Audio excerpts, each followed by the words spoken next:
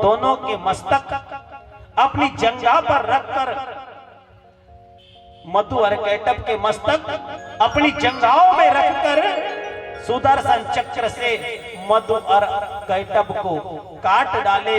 इस प्रकार देवी महामाया ब्रह्मा जी की स्तुति करने पर स्वयं प्रकट हुई। अतः पुनः तुम्हें उनके प्रभाव का वर्णन तुमसे कह रहा हूं। मां भगवती उनकी जिह्वा पर विद्यमान होकर के आदि शक्ति पराम्बा जगत जननी की प्रेरणा से भगवान नारायण ने अपनी जंघाओं में रख करके मधु और कैटभ को सुदर्शन चक्र से शीश काट दिए हैं। बोली जगत जननी मैया की जय हो। जयकारा शेरा वाली दा बोल सच्चे दरबार की जय हो। जन्मेजय ने कहा कि हे प्रभु, हे गुरुदेव, सृष्टि का वर्णन, सृष्टि का विस्तार कैसे हुआ, सृष्टि की उत्पत्ति कैसे हुई? तो वेद व्यास जी कहते हैं कि हे जन्मजय, चारों तरफ जल ही जल था। ये चारों तरफ पूरा जल ही जल था। आदि शक्ति पराम्बा, इधर आप देख रहे हैं ना, दो बाज बंधे हुए देख रहे हैं ना, पहले इसमें एक लाल कपड़ा बंधा हुआ है, इधर में तीन बंधे हुए हैं। तो आप इनकी कथा सुनेंगे आप। ये जो स्थान है साक्षात पराम्बा आदि शक्ति जगत जननी का। बोली श्री जगत जननी मैया की जय हो। ये आदि शक्ति पराम्बा जगत जननी जगत कल्याणी माँ, ये आदि शक्ति की एक प्रेरणा हुई कि सृष्टि का विस्तार हो। सृजन सृष्टि का विस्तार के लिए आदि शक्ति पराम्बा जगत जननी ने जल में मंथन किया, जल में साधना करी, जल में तप किया। और एक बात कहूं, आप एक जगह जब बैठते हैं ना, अभी तो बसंत उत्सव है, गर्मी के दिन है, जब आप बैठते तो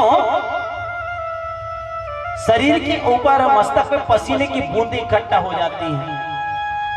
पसीने की बूंद इकट्ठी होती है ना, ऐसा पानी रखोगे तो रहेगा क्या? जैसी पसीने की बूंदें हमारे मस्तिष्क में इकट्ठा होती हैं, साधना में, शक्ति में बहुत बड़ी ताकत होती है। आप जिस आसन पर बैठे हो, आसन पे एकाग्रचित्त होकर के बैठना, जब कथा हो जाएगी तब उस आसन को थोड़ा सा प्रणाम करना, देखना उस आसन में ऊर्जा उत्पन्न होती है। जहां पर एक जगह आप बैठे रहोगे, जब कथा पूर्ण हो जाएगी तब उस आसन को देखना, आपने प्रणाम करना। यदि कथा में यदि जाना हो तो कहा गया है कि अपनी माला और अपना आसन साथ ले जाना चाहिए। एक ही आसन होना चाहिए पूजन करते समय, और जब जाप करते हो अपने इष्ट का, अपने गुरु मंत्र का, वो जाप वाली जो माला है वो भी एक ही होना चाहिए। और अपना इष्ट, इष्ट किसको कहते जानते हैं? इष्ट किसको कहते हैं?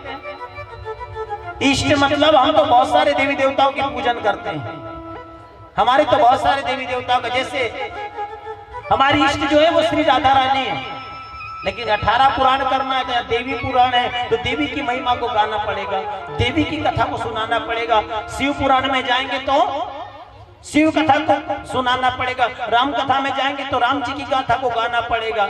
आप बहुत सारे देवी देवताओं की पूजा करते हैं, वो अलग बात है, लेकिन आपका इष्ट एक होना चाहिए।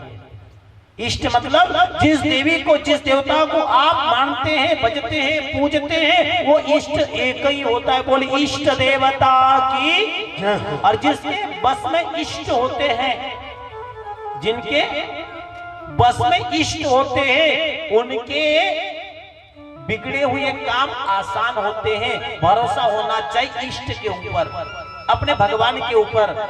लेकिन हम पर भरोसा ही नहीं है, हमको क्या नहीं है? भरोसा ही नहीं है। क्यों भरोसा नहीं है? एक आध दिन भगवान की पूजा अर्चना किए, इतना पूजा किए, एक आध दिन दुख हो गया, एक आध दिन तकलीफ हो गई तो कहते हैं काय चाहत न भगवान, मराठी में है।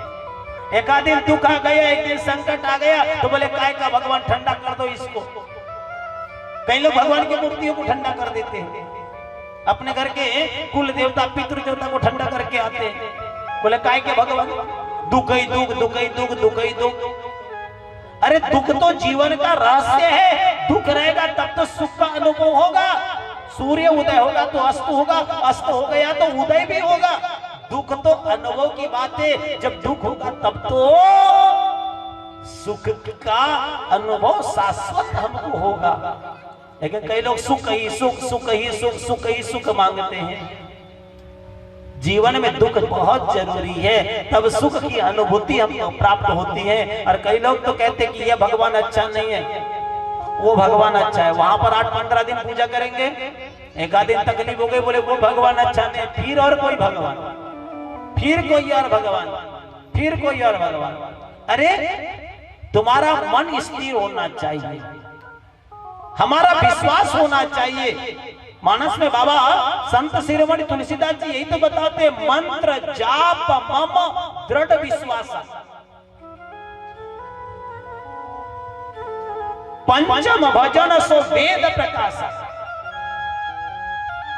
नासे रोग हरे सब पीरा। कब कब जपत निरंतर हनुमत वीरा, संकट ते हनुमान छुड़ावे। कब कब मन क्रम वचन ध्यान, जो मन से वाचा से कर्मना से जब तुम याद करे। भगवान कभी सोते नहीं, लोग बोलते भगवान तो आता झोप ले आता था आषाढ़ी एकादशी जाने। भगवान कभी नहीं सोते, भगवान तो जागृत अवस्था में रहते। भगवान स्वयं कहते हैं तू मेरे नाम में तो मैं तेरे, तू मेरे नाम में तो मैं तेरे काम में, और तू अपने काम में तो मैं अपने धाम में। तुम्हें फुर्सत नहीं है मुझे बुलाने की, तो मैं अपने घर में बड़ी आराम से हूं। और बुलाओ, मैं आपके पास में हूं, आपके भीतर हूं। अंदर ऊर्जा को पहले जानो, अपने आप को जानो, अपने आप को पहचानो कि मैं हूं कौन। आप हम सब परमात्मा के अंशी हैं। आप सबके अंदर शक्ति मां भगवती की विराजित है, और हम परमात्मा के अंशी है। यहाँ जितने जीव हैं सब ऋषियों की संतान है और भगवान के अंश है। यहाँ कोई नहीं, जितने भी हैं सब सब उस परम पिता परमात्मा के अंश है। तो आदि शक्ति परांबा जगत जननी ने विचार किया कि अब मैथुन सृष्टि का आरंभ किया जाए। मां भगवती ने उन अथाह जल में साधना करी, तपस्या करी, और तपस्या करके माथे पर पसीने की बूंद इकट्ठा हो गई। पसीने की बूंद इकट्ठा होकर के मैया ने पसीने की बूंदों को निकाला, और निकाल करके जैसे सागर में छोड़ दिया, एक पुरुष उत्पन्न हुआ। जो सफेद वाला दिख रहे हैं ना, ऊपर में कौन से कलर का नारियल बंधा हुआ है? सफेद। कौन? ब्रह्मा को उत्पन्न किया। ब्रह्मा जी, ये सुपर जो देख रहे हैं ना ऊपर, ब्रह्मा जी। ब्रह्मा जी ने कहा ओ मैया, मेरे उत्पत्ति का कारण क्या है? मैं यहाँ क्यों आया? मेरे आने का कारण क्या है? आदि शक्ति ने कहा ब्रह्मा जी, मैं मैथुन सृष्टि आरंभ करना चाहती हूँ, विस्तार करना चाहती हूँ, आप मेरे साथ विवाह करो। अरे राम राम राम राम राम। ब्रह्मा जी कहते ऐसे कैसे हो सकता है भला? अरे आपसे मेरा जन्म हुआ है, तो जन्म देने वाली कौन? जन्म देने वाली माँ, और माँ के साथ कोई विवाह करता है? नहीं कर सकता। आप मेरी माँ है, आपसे मेरा जन्म हुआ है, आप जगत जननी, आपके साथ मेरा विवाह कदापि नहीं हो सकता। और मैया को क्रोध आ गया, मैया ने तलवार निकाली, और तलवार निकाल करके ब्रह्मा जी का सिर काट दिया।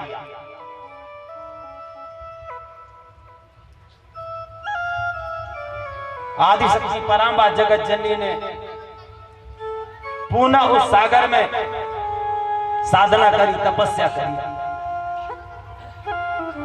माथे पर पसीने की बूंदें इकट्ठा हुई, और इकट्ठा होकर के मैया ने पसीने की बूंदों को सागर में छोड़ दिया। दूसरा पुरुष उत्पन्न हुआ, पीतांबरधारी। कौन? कौन? विष्णु। पीतांबरधारी विष्णु। व्यापक होने के कारण नाम हुआ विष्णु। कहते हैं ना मानस में, हरि व्यापक सर्वत्र समान। हरि व्यापक सर्वत्र समान। हरि व्यापक सर्वत्र समान।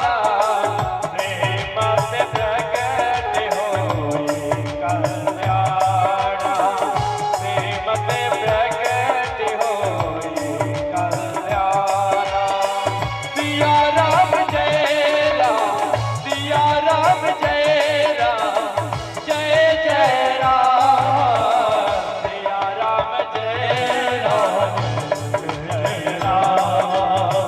सिया राम जय राम, जय राम। व्यापकता के कारण नाम हुआ विष्णु। विष्णु ने हाथ जोड़कर कहा, मैया मेरी उत्पत्ति का कारण क्या है? मैया ने कहा, मैं मैथुनी सृष्टि आरंभ करना चाहती हूँ, आप मेरे साथ विवाह करो। विष्णु जी ने कहा, कदापि नहीं, आप माँ हो और माँ के साथ पुत्र कैसे विवाह कर सकता है? असंभव। मैया ने तलवार निकाली और विष्णु जी का सिर काट दिया। कालांतर में मां आदिशक्ति परांबा जगत जननी ने पुनः जल में साधना तपस्या करी। माथे पर पसीने की बूंदें इकट्ठा हुई। पसीने की बूंदें को इकट्ठा करके मैया ने सागर में छोड़ दिया। फिर तीसरा पुरुष उत्पन्न हुआ। कौन?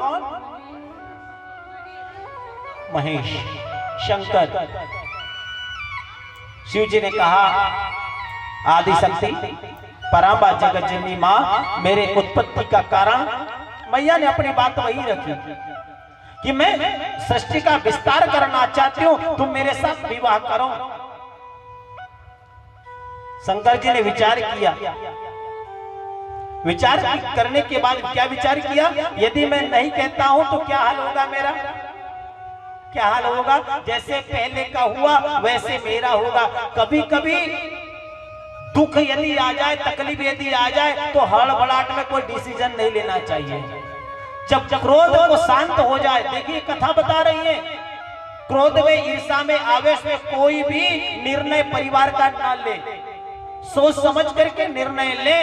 क्योंकि धीरज धर्म मित्र और नारी, आपतकाल पर क्यों चारी, ये धर्म की परीक्षा होती है। भगवान शंकर जी स्तब्ध रहे, शांत रहे और कहा, मैया देवी, हाँ लेकिन मेरी शर्तें हैं 3। क्या कहा? मेरी शर्तें हैं 3। यदि मेरी शर्तें को स्वीकार करते हो तो मैं अवश्य विवाह करूंगा। आदिशक्ति परांबा ने कहा, हाँ ठीक है, आपकी शर्त कहिए। बोले, पहली मेरी शर्त यह है कि आपने ब्रह्मा और विष्णु का सिर जो काट दिया है उन्हें जीवित करो। बोले, हाँ ठीक है, उन्हें जीवित करेंगे। दूसरी बात, जैसा मेरा विवाह हो वैसे इन दोनों का भी विवाह होना चाहिए। मैया ने कहा, हाँ बिल्कुल। और तीसरी शर्त, मैया ये रूप जो है आपका, ये तो माँ का है। आदिशक्ति जगत जननी जगत कल्याणी का रूप है। इस रूप में विवाह संभव नहीं है। इस रूप का लुप्त करके, यदि आप इस रूप को परित्याग करते, लुप्त करते हो तो ही ये कार्य हो सकता है। और आदिशक्ति परांबा जगत जननी ने ब्रह्मा और विष्णु को जीवित किया और जो रूप आदिशक्ति का था उस रूप को लुप्त किया और लुप्त करके 3 रूप में अवतरित हो गई। 3 रूप में मतलब उमा, रमा, ब्रह्माणी। तो मां भगवती ने उस जल में मंथन किया। आइए एक जस के, आदिशक्ति परांबा जगत जननी ने उस रूप को लुप्त किया और लुप्त करके 3 रूप में अवतरित हो गई, उमा, रमा, ब्रह्माणी। तो ब्रह्मा को मिल गई ब्रह्माणी, भगवान विष्णु को मिल गई रमा और भगवान शंकर को मिल गई उमा। सृष्टि की रचना का भार, रचना का कार्य ब्रह्मा जी को दिया गया। विष्णु जी को पालन का भार और संहार का भार भगवान शिव जी को दिया गया। सुंदर से सृष्टि का निर्माण कार्य प्रारंभ हुआ। पृथ्वी की स्थापना हुई और पृथ्वी पर ब्रह्मा जी ने मोह महामोह तम तामिश्र अंधता मिश्र की रचना करी।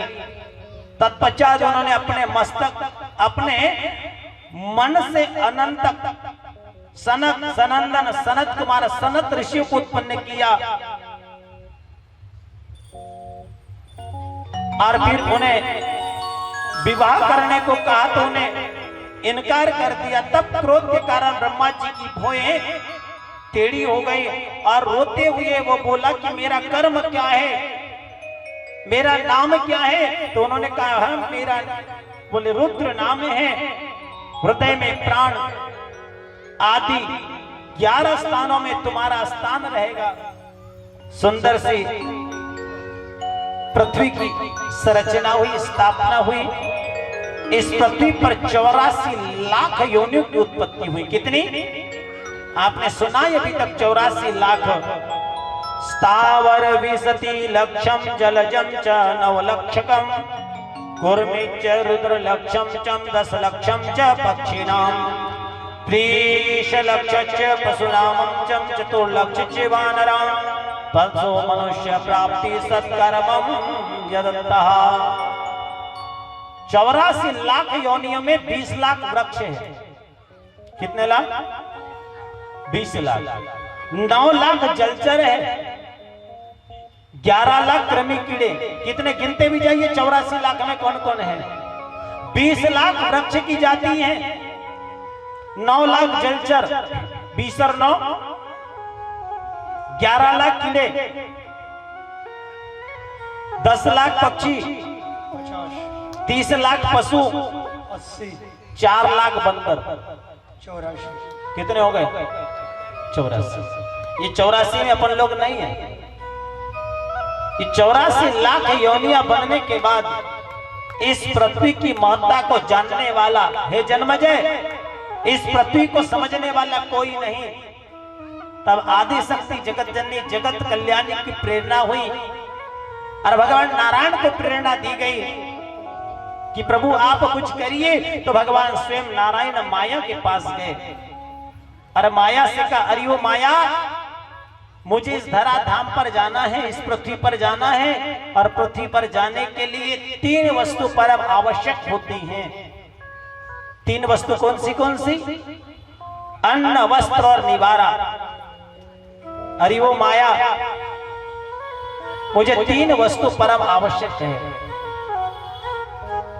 माया, मुझे इस पृथ्वी पर रहना है तो एक काम करिएगा, मेरे लिए छोटा सा भवन का निर्माण करा दो, मकान का निर्माण करा दो। माया ने कहा ठीक है भगवान, आपको रहने के लिए मकान चाहिए ना, मैं बनवा देती हूं। और माया ने विश्वकर्मा के द्वारा कहो एक बहुत बड़ा महल बना दी, बहुत बड़ा मकान बना दिए। अब मकान बन गया, बहुत बड़ा मकान था, मानो इस मृत्युलोक का पहला ही मकान हो।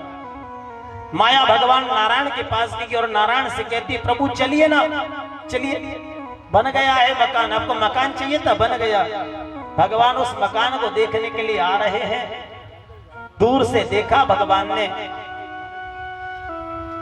माया ने इशारा करके बताया प्रभु ये देख रहे हैं ना, ये मकान है। भगवान देखने के लिए जैसे आए, ओहो माया, ऐसा मकान मुझे नहीं चाहिए। जिस मकान में दरवाजा न हो ऐसे मकान में रहना चाहिए क्या? एक और बात मैया, आप मकान बनाते हो ना, जब तक दरवाजे न बन जाए तब तक वास्तु पूजन नहीं करना चाहिए। दरवाजे कम से कम पहला मुख्य द्वार हो जाए और पीछे वाला द्वार हो जाए, ये दोनों द्वार जब हो जाए तब आप वास्तु करिएगा। भले ही आप बाकी काम बाद में कर, लेकिन जो दरवाजे लगाते हैं, और दरवाजे का जो पहला दरवाजा होता है वो चौखट होना चाहिए। आजकल कितने कट लगाते हैं? आजकल कितने कट लगाते हैं दरवाजे में? 3 कट लगाते हैं, ऊपर वाला एक, बाजू वाला एक, नीचे वाला खत्म। चौखट होना चाहिए। चौखट बोले जाते 4 को, अर्थ धर्म काम और मोक्ष। 3 रह गए हैं, काम वो है अर्थ धर्म, नीचे वाला जो है वो निकल गया है ना। धर्म रक्षति रक्षः, तो 4 होना चाहिए पहले इसमें, जिसे हम चौखट कहते हैं। मैया, ओ माया, इस मकान में तो दरवाजे नहीं है, बिना दरवाजे का मकान अच्छा नहीं लगता है, मुझे यहाँ नहीं रहना, दूसरा बनाओ। माया ने दूसरा मकान बनाए। भगवान ने कहा माया इसमें तो खिड़की नहीं है, बिना खिड़की का मकान अच्छा लगता। जैसे आप बड़ी मेहनत परिश्रम से मकान बनाते हो ना, जब मकान आप बनाते हो ना तो कोई ज्ञानचंद नहीं आता है, यानी बताने वाले कोई नहीं। जब मकान बन करके परिपूर्ण हो जाता है तब हमारे जैसे 2-4 ज्ञानचंद आते हैं। महाराज जी जैसे ये कुआं यहाँ नहीं होना था, ये यहाँ होना था, ये खिड़की ना यहाँ नहीं होना था।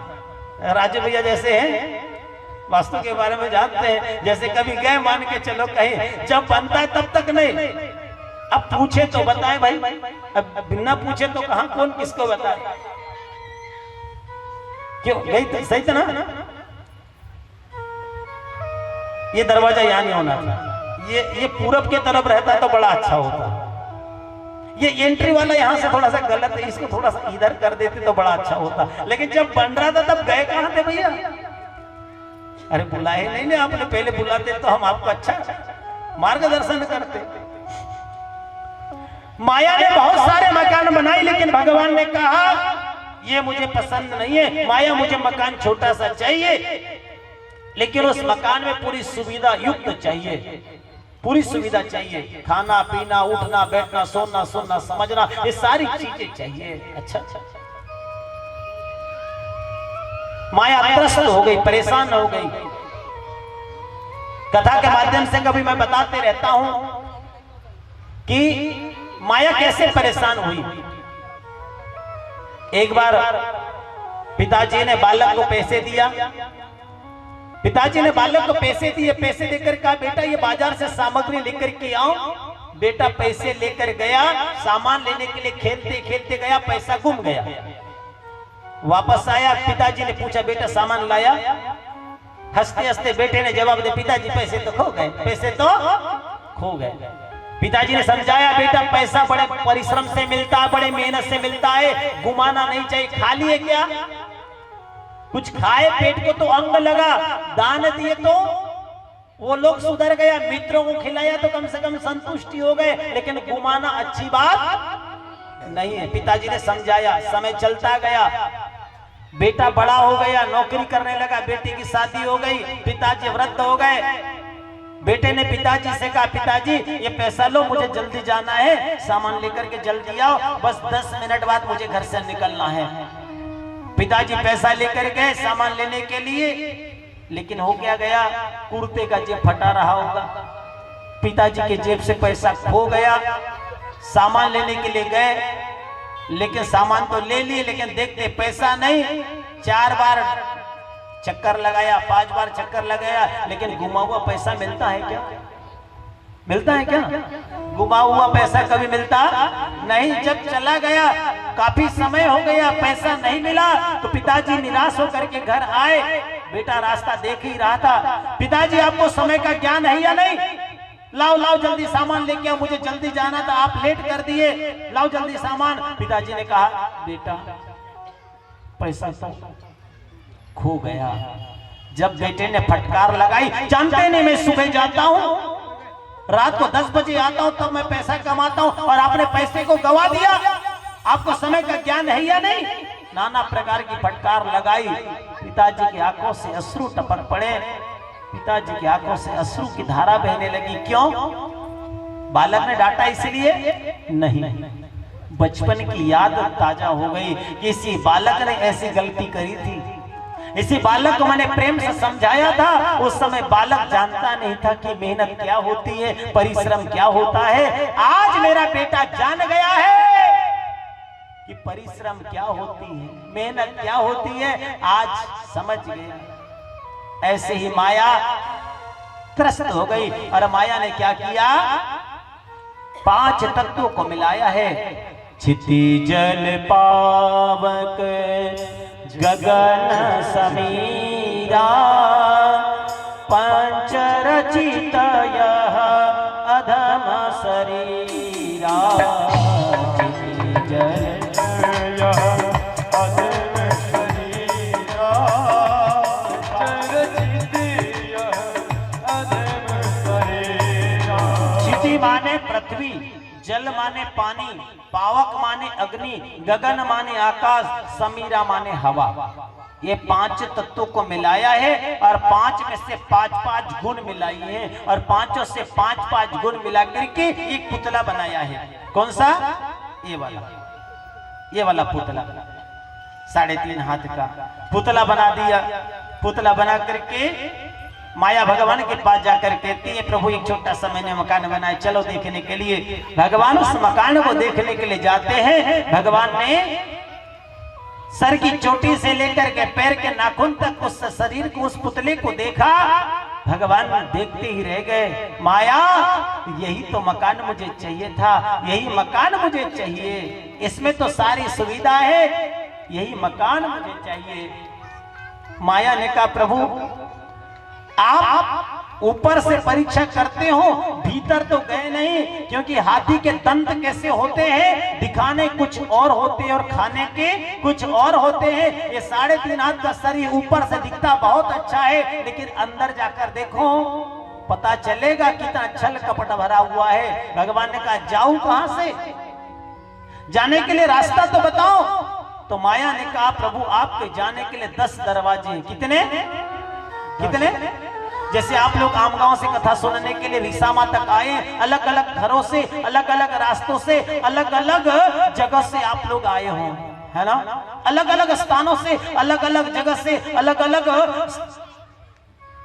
रास्ते से आप लोग आए हैं और अलग अलग रास्तों से आकर के आपकी मंजिल एक ही है कि हमें देवी महापुराण की कथा सुनने जाना है, हमें कथा श्रवण करने के लिए जाना है। और आप लोग उस कथा प्रांगण में आप लोग पहुंच गए हैं, है ना? वैसे भगवान को जाने के लिए, आने के लिए 10 रास्ते हैं, लेकिन बोले जाओ कहां से? बोले आपका मन जहां से कहे। जैसे नारायण 10वें द्वार में प्रवेश करते हैं, वैसे माया दरवाजा बंद कर देती है।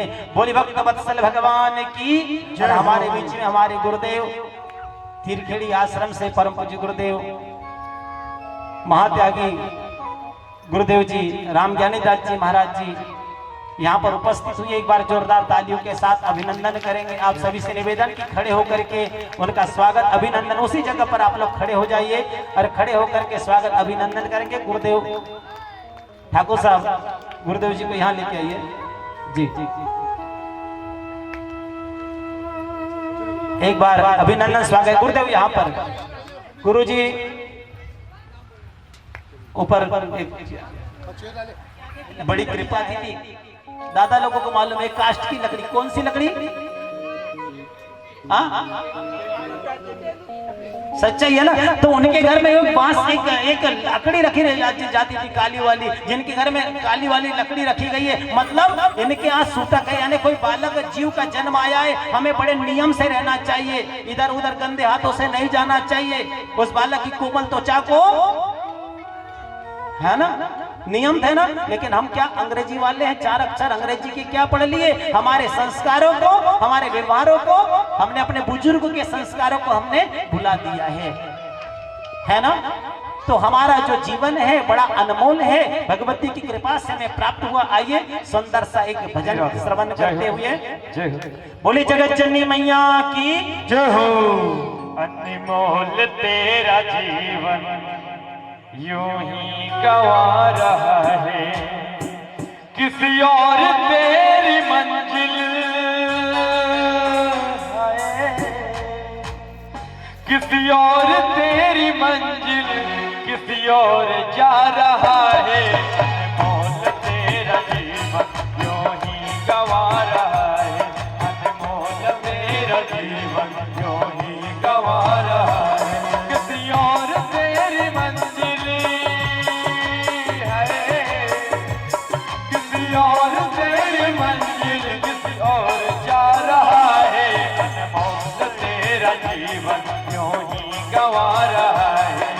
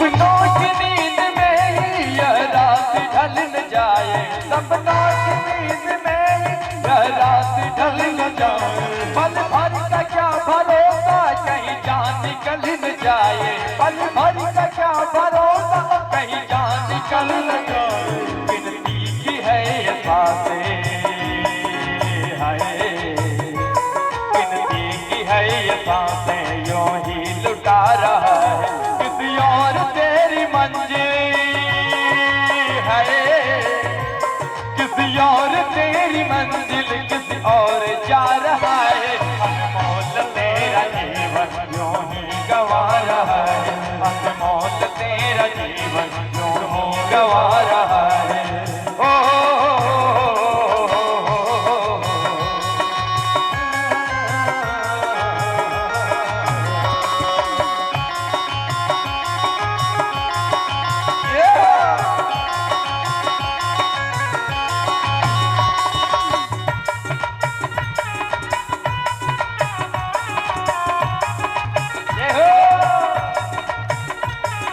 नृत्य करना हो अपने साथ नृत्य कर सकते हैं। जाएगा जब यहाँ पे कोई न साथ देगा, जाएगा जब यहाँ पे कोई न साथ देगा। जिस हाथ जो लिया है उस हाथ वो ही लेगा, जिस हाथ जो लिया उस हाथ वो ही लेगा। कर्मों की है ये खेती, कर्मों की है ये खेती यूं ही लुटा रहा है। किसी और तेरी मंजिल है, किसी और तेरी मंजिल किसी और जा रहा है। अनमोल तेरा जीवन यूं ही गवा रहा है, अनमोल तेरा जीवन यूं ही गवा रहा है।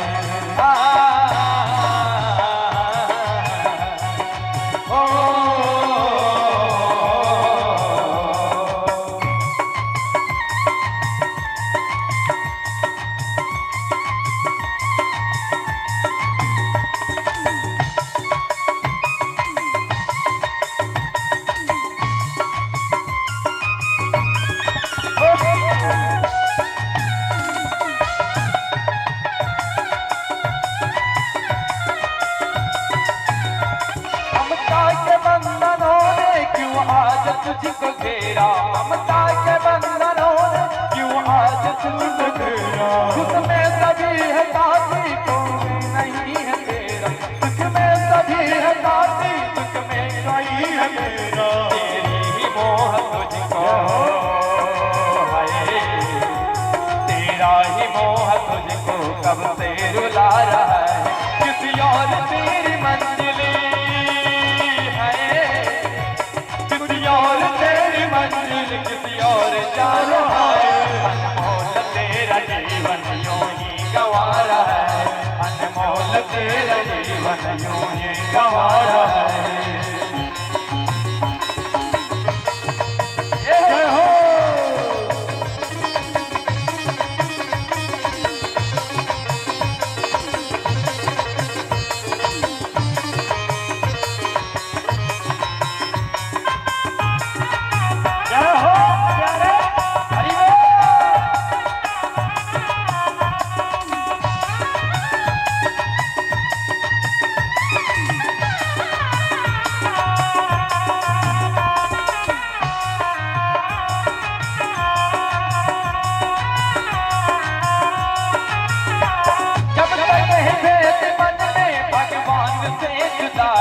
जब तक है भेद मन में,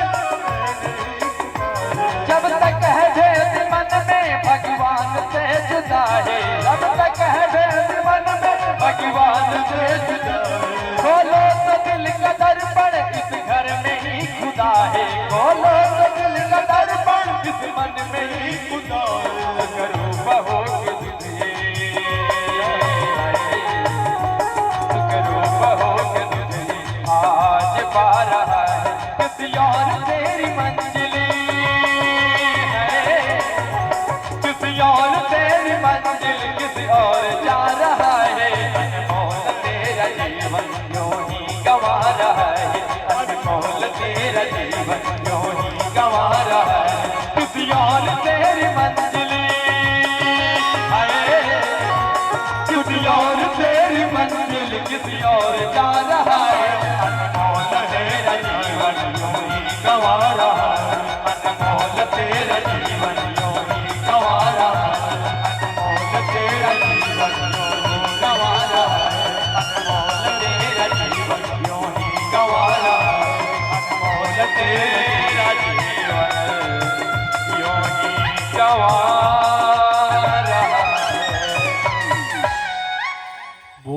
जगत जननी मैया की जय हो। जयकारा शेरा वाली दा बोल सच्चे दरबार की जय हो। और सृष्टि के जो पहले पुरुष है मनु और शत्रुपा जी। मनु महाराज की 3 पुत्रियां हैं, आकृति, देवहूति और प्रसूति। 3 पुत्रियों का विवाह, देवहूति का विवाह कर्दम ऋषि के साथ, आकृति का विवाह रुचि प्रजापति के साथ और प्रसूति का विवाह दक्ष प्रजापति के साथ हुआ है। कुछ लोग कहते हैं कि पुरुषों के ही वंश से वंशावली गिनी जाती है, लेकिन देवी भागवत महापुराण में मनु महाराज की पुत्रियों के वंश का वर्णन आता है, जिसमें नवदा भक्ति, कर्दम ऋषि की 9 कन्याओं का वर्णन और कल सती चरित्र भी अपन लोग श्रवण करेंगे। शिव महापुराण में शिव जी के विवाह की भी कथा अपन लोग कल श्रवण करेंगे। कल 51 शक्ति पीठों का निर्माण कैसे हुआ वो भी कथा अपन श्रवण करेंगे। लेकिन आज जब हनुमान जी की कृपा हो गई, आज तो मंगल है और मंगल दिन माँ भगवती का है और हनुमान जी महाराज का है। और जब हनुमान जी महाराज की कृपा होती तब ऐसे महाविभूति संतों का दर्शन होते हैं। अब मोई भाव भरोस हनुमंता, बिनु हरि कृपा मिल ही नहीं संता। और अन्नाचा कण आणि संतांचा क्षण कभी व्यर्थ घालो नहीं। तो अपनी कथा तो अभी क्रम से 10 तारीख तक चलेगी, लेकिन हमारे गुरुदेव संत शिरोमणि यहाँ पर विद्यमान है। अनमोल वचनों से आशीर्वचन हम उनके मुखारबिंद से श्रवण करेंगे। कल 51 शक्ति पीठों का वर्णन और शिव जी के विवाह की कथा श्रवण करेंगे। और आप लोग झांकी के माध्यम से मनु महाराज की 3 पुत्री आकृति, देवहूति और प्रसूति का दर्शन करेंगे। बोले जगत जननी मैया की जय हो। बड़ी कंजूसी करते हो, मैंने पहली बार कही। आरती में पैसे डालने में ना कंजूसी करना, मगर जीव्या माँ सरस्वती ने दिए कंठ से कम जय तो बोलो, काहे कंजूसी कर रहे हो? थोड़ा जोर से जयकारा लगाओ ना। बोले जगत जननी मैया की जय हो।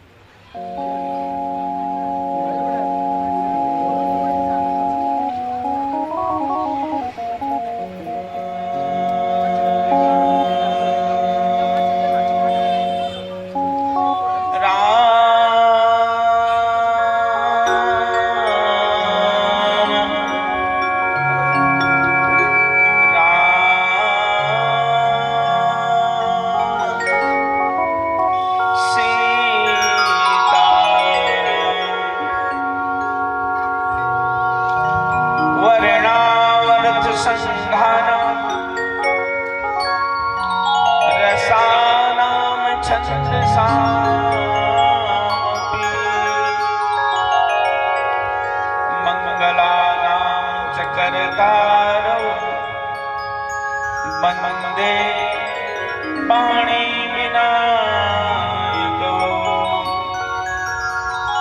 यत्र यत्र रघुनाथ कीर्तनं तत्र तत्र कृतमस्तकाञ्जलिं वाष्पवारि परिपूर्णलोचनं मारुतिं नमते शशकान्तकम् सीतानाथ समारम्भाम् रामानन्द च मध्यमाम् अस्मदाचार्य पर्यन्ताम् वन्दे गुरु परम्पराम्। या देवी सर्वभूतेषु श्रद्धारूपेण संस्थिता नमस्तस्यै नमस्तस्यै नमस्तस्यै नमो नमः। बोलिए सच्चिदानंद भगवान की जय।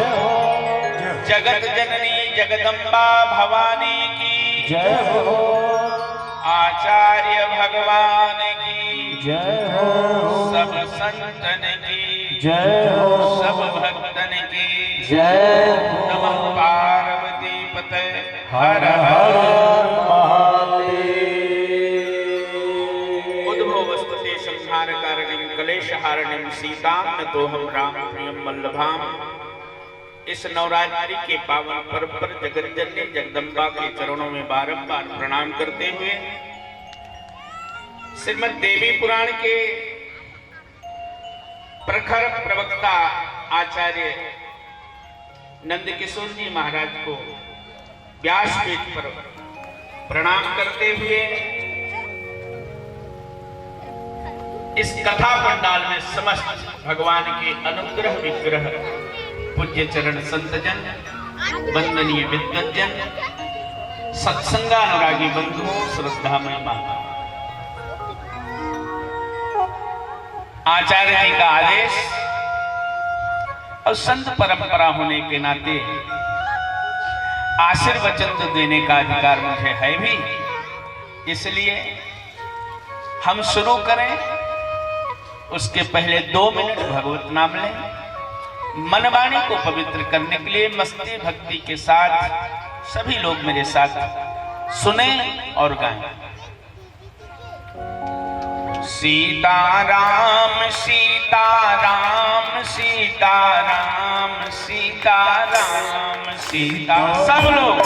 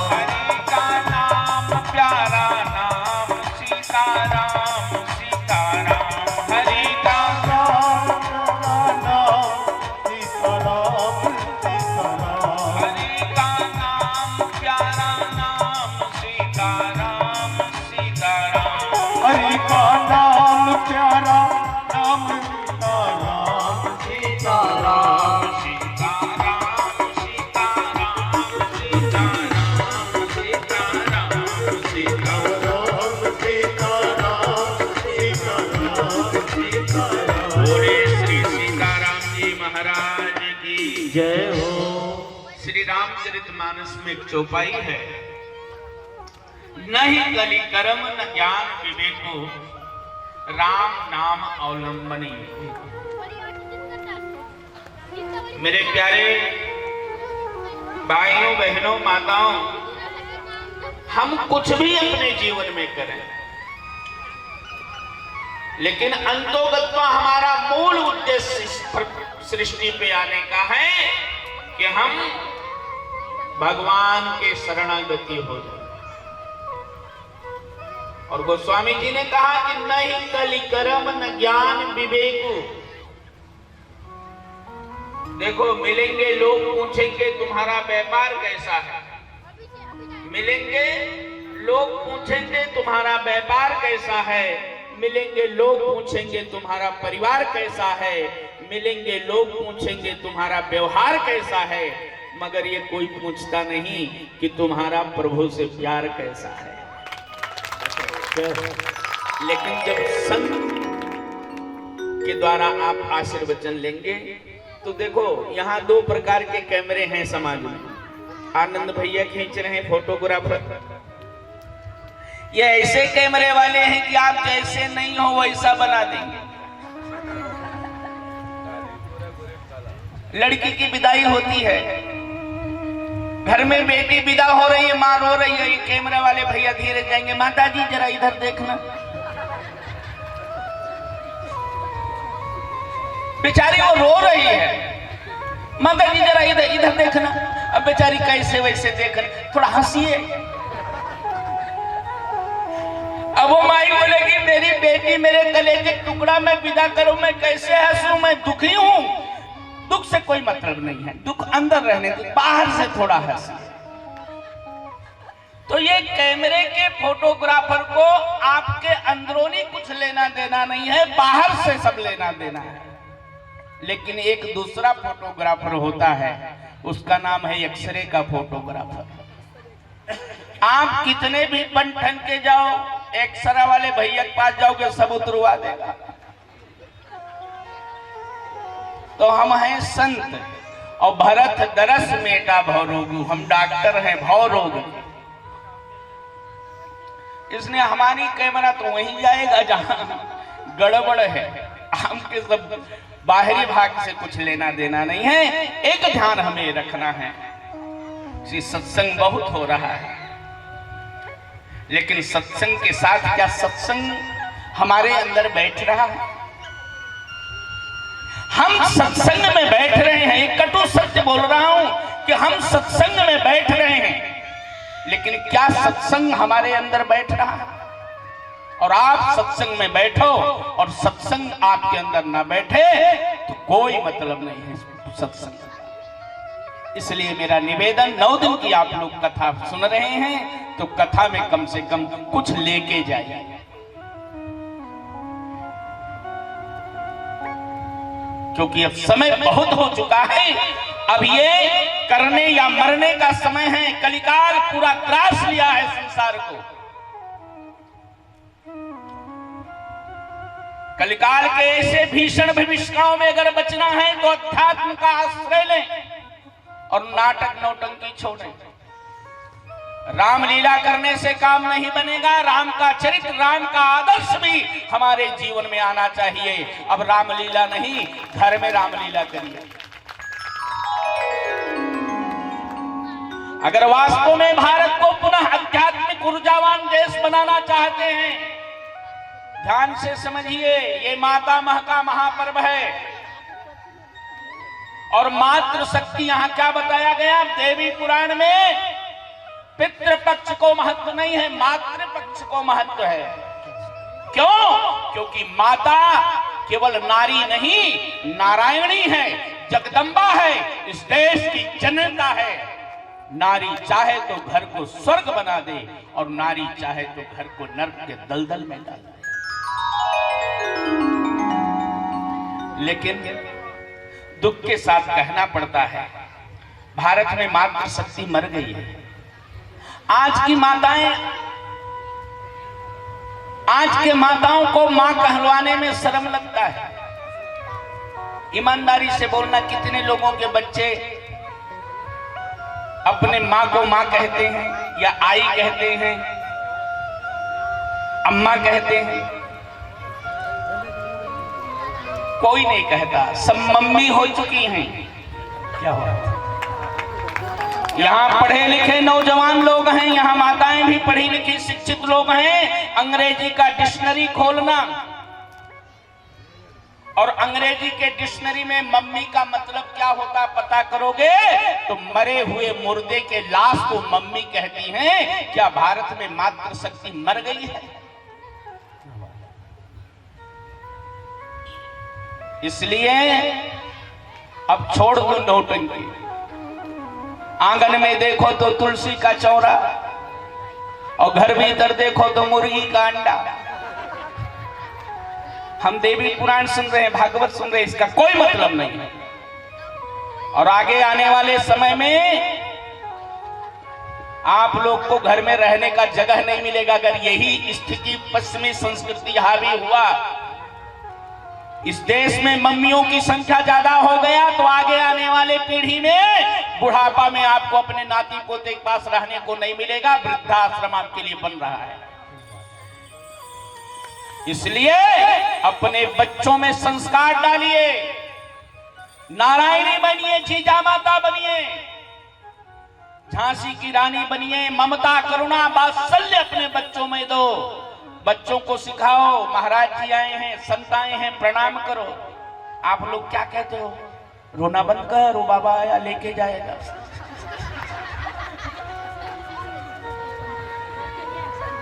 झूठ तो नहीं बोल रहा।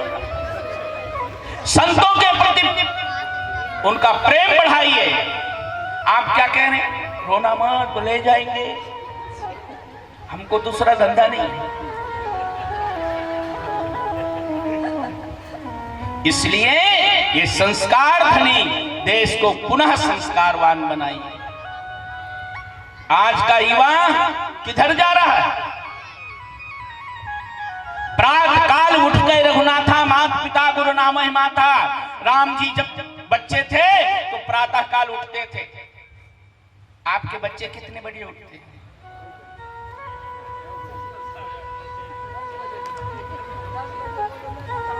हमारा मंजिल किधर है? हमें किधर जाना चाहिए? हम भागवत पढ़ रहे हैं, हम देवी पुराण सुन रहे हैं। पढ़ने का और सुनने का मतलब क्या रहा? कुछ तो दिखना चाहिए ना समाज में। हमने बचपन में कहानी पढ़ा था कि एक गांव में लग गई आग और सभी गए भाग। गांव में लगी आग, सभी गए भाग। दो जलने के लिए मजबूर थे, एक अंधा और दूसरा लंगड़ा। अंधा बड़े तेजी से भागा, लेकिन वो उधर ही भागता था जिधर आग लगी। और लंगड़े को आग दिखाई देता था परंतु वो भाग नहीं सकता था। लंगड़े ने अंधे को बुलाया, ओ भैया इधर आओ। अंधा आया, बोले क्या बात है? बोले तुम चल सकते हो पर देख नहीं सकते। अंधे ने कहा आप? बोले मैं देख सकता हूं पर चल नहीं सकता। अंधे ने कहा तो? लंगड़े ने कहा बचना चाहोगे? अंधे ने कहा भैया कैसे बचेंगे? बोले बच सकते हैं। बोले कैसे? बोले तुम मुझे कंधे पर बैठा लो, चलने का काम तुम करना, इशारे से मैं रास्ता बताऊंगा। दोनों बच गए। ये कहानी नहीं है, इसमें बहुत बड़ा संदेश छिपा है। आज पूरा देश अराजकता के आग में जल रहा है। कहीं जातिवाद है, कहीं प्रांतवाद है, कहीं भाषावाद है, कहीं पूंजीवाद है। पूरा देश अराजकता के आग में जल रहा है। सब बच जाएंगे लेकिन दो मजबूर है जलने को। बोले कौन? एक अंधा और दूसरा लंगड़ा। अंधा कौन? तो कहा अंधी जवानी, लंगड़ा बुढ़ापा। इस देश को युवाओं में जोश है पर होश नहीं है। उधर ही भग रहे हैं जिधर आग लगी है। और बुजुर्गों में होश है पर अब जोश नहीं है। जिंदगी खत्म हुई तब जीने का ढंग आया। शरीर के हर पुर्जों ने काम करना तब सीखा जब हर पुर्जे में जल गया। इसलिए इस देश का युवा, इस रिसामा का युवा आज देवी भागवत के पंडाल से अगर सुन रहा है तो ये एक प्रेरणा ले कि चलने का काम मैं करूंगा और मार्गदर्शन अपने माता पिता, अपने गार्जियन का लूंगा। भारत में पुनः राम राज्य आ जाए। देखो ये भारत का नक्शा सबके बस की बात नहीं है। भारत का नक्शा सब बना सकते हैं।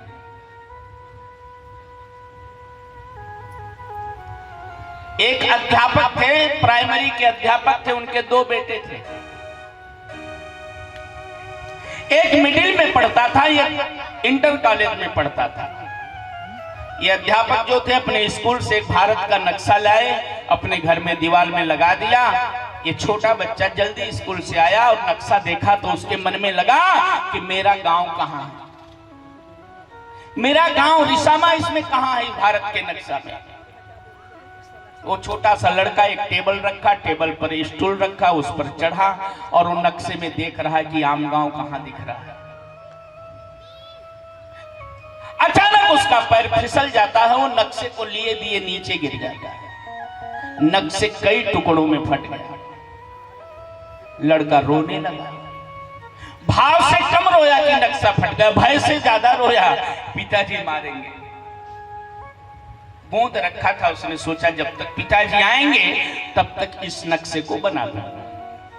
जरा सोचो कि भारत का नक्शा अच्छे अच्छे लोगों से नहीं बनता, वो मिडिल के विद्यार्थी से क्या भारत का नक्शा। वो नदी जोड़े तो रेल मार्ग गायब हो जाए, जंगल जोड़े तो पहाड़ गायब हो जाए, आम गांव को जोड़े तो बनगांव गायब, गोंदिया जोड़े तो भंडारा गायब।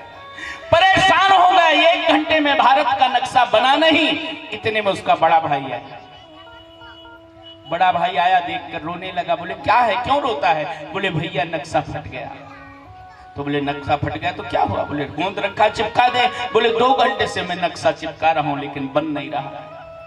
कैसे चिपका रहा है? उसके बड़े भाई ने कहा पागल, जब पिताजी ने नक्शा लाया तो तूने सामने से देखा लेकिन मैं पीछे देखा हूं। बोले पीछे क्या है? बोले पीछे पलटा तो एक आदमी का चित्र। बोले बस पलटा और बोले इसके हाथ के जगह पे हाथ जोड़ दे, पैर के जगह पे पैर जोड़ दे, गर्दन के जगह पे 5 मिनट में भारत का नक्शा बन के तैयार हो गया। मेरे भाई बहन, ये भारत का नक्शा ऐसे बनने वाला नहीं है। भारत विश्व गुरु ऐसे नहीं बनेगा। इसके पीछे जो मानव काम कर रहा है, उसके पैर, उसके हाथ, उसके दिमाग, उसके कान, उसके आंख सही सही जगह पे लग करके सही सही काम करने लग जाएं, तो भारत में राम राज्य आ जाएगा। इस नाते देखो, बोलने का मेरा बहुत मन करता है, लेकिन समय समय पर होता है, समय समय की बात, और किसी समय का दिन बड़ा, किसी समय का रात। मैं भी 4 घंटा बोल के आया हूं, तो अति सर्वत्र वर्ज्यते, ठीक है, तो कितना बोलना, कहां बोलना, ये अपनी अपनी मर्यादा है। महाराज जी ने मुझे आशीर्वचन के लिए बोला, अपने हिसाब से मैंने जो समझा आपको समझाने की कोशिश किया। समझना नहीं समझना आपकी मर्जी की बात है। जितने बातें मैंने आपको बताया, ये सब आपको मालूम है। देखो, गांव में 2 प्रकार के कुत्ते होते हैं। मैं उदाहरण ज्यादा देता हूं, उदाहरण से जल्दी समझ में आता है। गांव में 2 तरह के कुत्ते होते हैं। कौन कौन? एक पालतू, एक फालतू। कौन कौन? एक पालतू और दूसरा। अच्छा, पालतू कुत्ते को रोटी देके प्रैक्टिकल करिएगा, मैं कोई हंसाने के लिए